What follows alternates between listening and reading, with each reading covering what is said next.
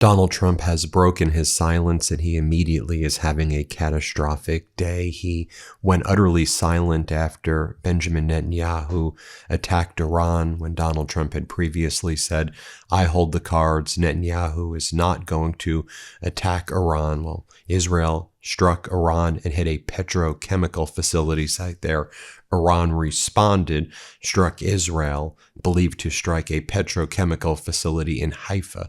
We're awaiting more details of that, but that seems to be covering up the extent to which that may or may not have been hit. And then a few hours ago, Donald Trump rushed on social media, and here's what he posted. Israel and Iran must immediately stop shooting. President Donald J. Trump. That's what we've been reduced to. A social media post, or this is what he then posts right after. Both sides, Israel and Iran, are looking to do an immediate ceasefire.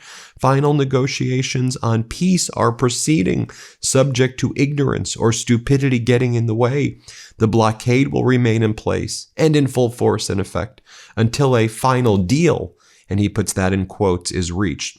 Things should move quickly. Thank you for your attention to this matter. Donald J. Trump. The only thing perhaps accurate in this post is putting quotes around final deal, because there is no deal. You've been saying this now for 90 days. It's right around the corner.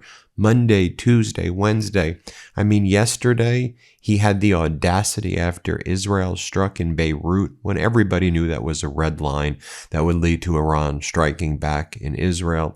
Trump said, we were about to do the deal on Monday, and then Netanyahu did this, and now we can't do the deal, but it was going to happen on Monday. That's always the thing about Donald Trump. Even when you look at his first term, he was going to do all this. I was going to get you the health care plan. I was going to do this, that. But then the election was stolen from me. It was rigged. You know, and here he is, 2026, in that ridiculous interview with Kristen Welker over the weekend that was released, where his face was literally different shades of orange and red, saying it was rigged in 2020 and the FBI was involved in January 6th, and just all these deranged conspiracies. And this morning also, he's posting about the city of Los Angeles elections. He's like, it was rigged. It was rigged against Spencer Pratt, the reality guy. If it was rigged, why is the Republican up in, I don't even have to justify why it's not rigged, but why is it that the Republican is up in the governor's race? It was selectively rigged. It's just called counting, Donald. This is how the votes get counted. Even the United States Attorney's Office in Los Angeles had to come up with a statement and say, no, it's not rigged.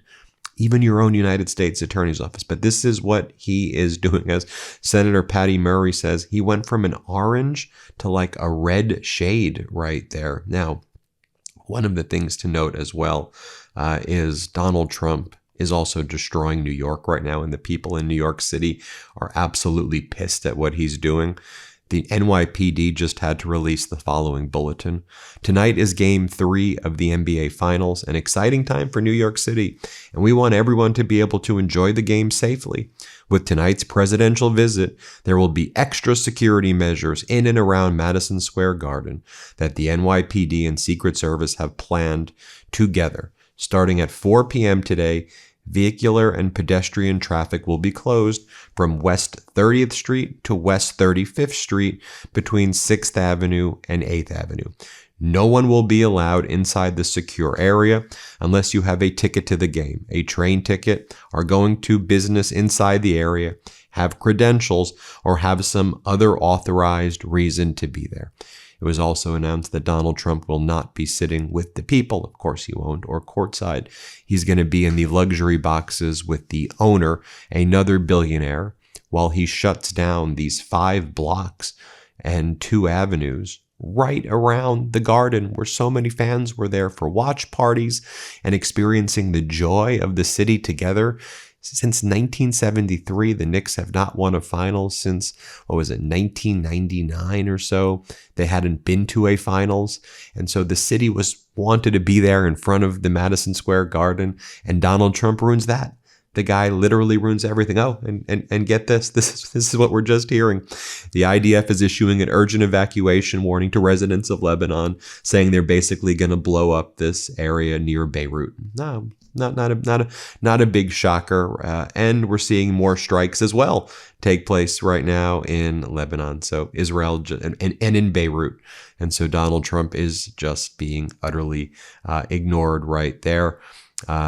Mayor Mamdani just put out the following statement as well, though. He said, "The New York Knicks are our home and our city is ready to show out.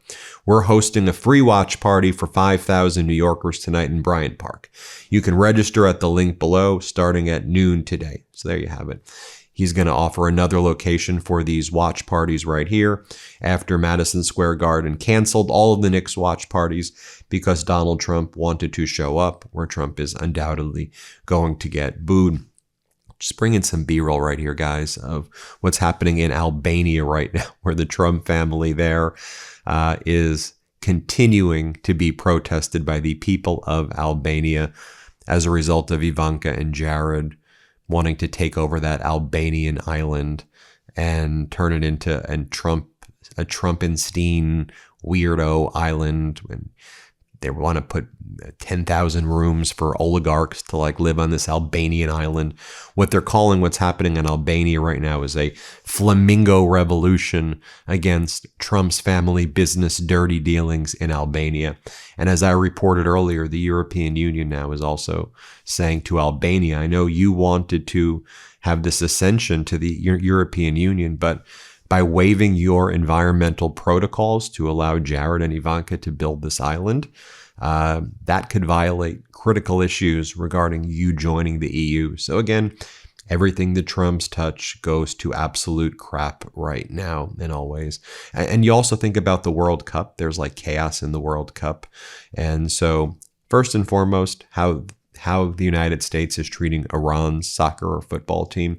Iran's national soccer team, they arrived in Mexico yesterday, where it will stay during the World Cup. It will play all of its matches in the U.S., but Trump's denying them lodging and forcing them to leave the country as soon as each game ends. And FIFA, right, who gave Donald Trump the Peace Prize, is allowing this to take place. Even when you're at war, this is very unprecedented. Also, the Trump regime denied visas to Iran's managers and the staff that works with the team, that works with the football or soccer team. So they've been denied to show up. The coaching staff, a lot of the coaching staff has been denied their visas. Also, Marco Rubio was announcing more visas more denial of visas this morning.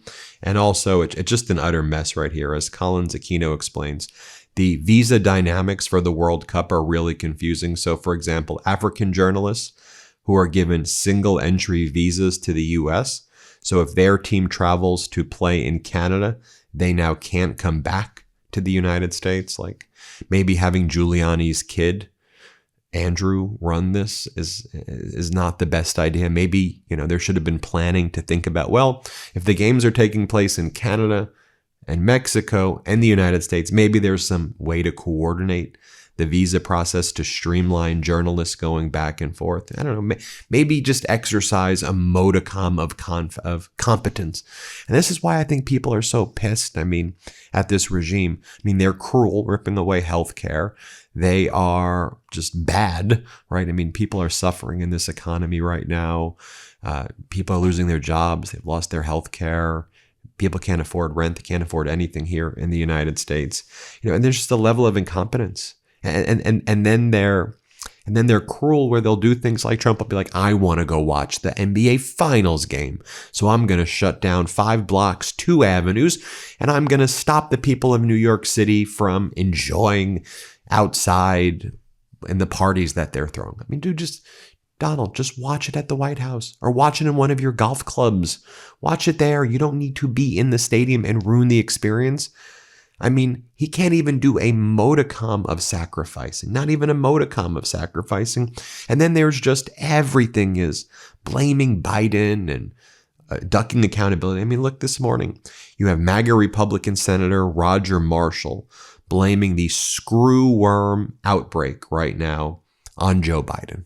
It was Biden's fault. Really? As our editor-in-chief says, of course, screwworm now showing up in the United States in June 2026 is the fault of Joe Biden. Oh, yeah, that makes a lot of sense. Here, I'm being sarcastic. Here, play this clip. I want to switch over because I know you're on the Senate Agriculture Committee and beef prices are at an all-time high. There's new concern about the beef supply now with the discovery of that flesh-eating screwworm among cattle there in Texas. But what's being done to try to contain this new threat and really overall to keep these prices down? Yeah, Charlotte, well, we got this. We've been through this before. We eradicated the screwworm in 1966, and we'll talk about this. But this is another thing we can thank Joe Biden for, that when millions of people came out of Central America, they brought this screwworm with them. It was on their pets, maybe on their flesh as well. That's what they're going with this morning as well. Brooke Rollins, the agriculture secretary for Trump, same thing.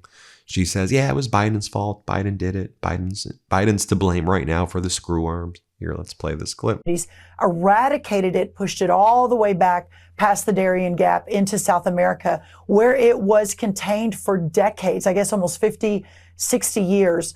I do think it's important to note that under the last administration, with the massive movement under the open borders policy, the cartels, et cetera, border security, that's when it began to make its way back up toward America, hitting Mexico in early 2023, moving its way up through Mexico in 2024. And when we walked in the door last year, I was sworn in on February 13th of 2025.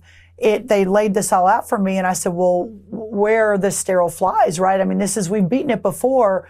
We've got to beat it again, and obviously not much had been done to push back. So and then the other thing that they have is just talking about elections are rigged and the California election is rigged. No, it's not. It's not. Just stop it. You got to deal with this idiot MAGA guy, Randy Fine, this MAGA Republican congressman who then parrots what Donald Trump says. They go through the dumpsters to find the fraudulent balance. You just make up things. You just wake up and you lie about every damn thing. Here, let's play this clip. So people can just dig through garbage cans, find ballots, and send them in, apparently forever after an election is over. It's not okay. It's got to come to an end, and people need to go to jail.